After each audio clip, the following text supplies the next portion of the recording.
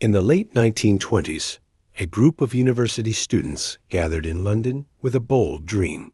They believed that students were not too young, too weak, or too inexperienced to change the world for Christ. Among them was a young medical student named Howard Guinness.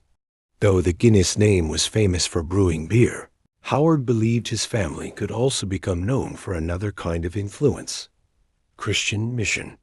At London University, Howard served as president of the Christian Union from 1926 to 1928. During those years, students began asking a daring question: what if there were Christian student fellowships in universities across the world? The idea seemed impossible. Most students had little money, little training, and no great reputation. Yet their faith burned brightly. Instead of waiting for older leaders to act, the students themselves decided to go. The students' vision became so strong that they sold their sports equipment to raise money for missions.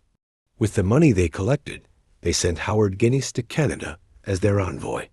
He sailed from Southampton, carrying little more than a one-way ticket and a new overcoat to survive the Canadian winter. When Howard arrived in Montreal, he immediately began building a Christian student movement. He encouraged Canadian believers to spread the same vision into the United States. Soon, new groups began to form. The first InterVarsity USA group was planted in Michigan in 1938. Meanwhile, Howard traveled farther still. In 1930, he sailed to Australia and New Zealand, helping students there establish Christian movements of their own. What had begun as a dream among a handful of London students was becoming an international mission movement.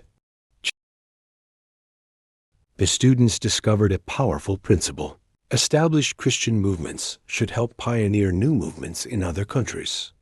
This pattern changed everything. Instead of relying only on professional missionaries from wealthy nations, students and local believers themselves began carrying the gospel across borders. The movement spread through the United Kingdom, North America, Australia, and New Zealand. But it did not stop there. Soon, students from many cultures and nations became missionaries themselves. The mission field was no longer one-directional. Christians from every land were reaching every land. As the fellowship expanded, something remarkable happened. Students from poor nations began becoming missionaries to other poor nations. Many had no formal theological education. Some did not even speak English fluently. Yet they carried passion, courage, and faith. The movement especially grew throughout Africa and Asia. Students in Chad, displaced during years of civil war and sent abroad for education, started Christian fellowships in Niger, Mali, Côte d'Ivoire, Senegal, and Burkina Faso. The gospel spread not through wealth or power, but through ordinary students willing to obey God. The movement proved that God could use anyone. India became one of the strongest examples of this vision. Over decades, Christian student fellowships in India nurtured generations of believers who later became missionaries. Many traveled to villages, cities, and nations where Christ was little known. Observers began to notice how many missionaries had first grown spiritually inside the Indian IFES movement. Students who once gathered quietly for prayer and Bible study became pastors, evangelists, church planters, teachers, and missionaries around the world. The dream from London had become global. The greatest lesson of the movement was simple: never underestimate what students can do. Young believers with little money changed nations. Students carrying notebooks and Bibles became pioneers of worldwide Christian missions.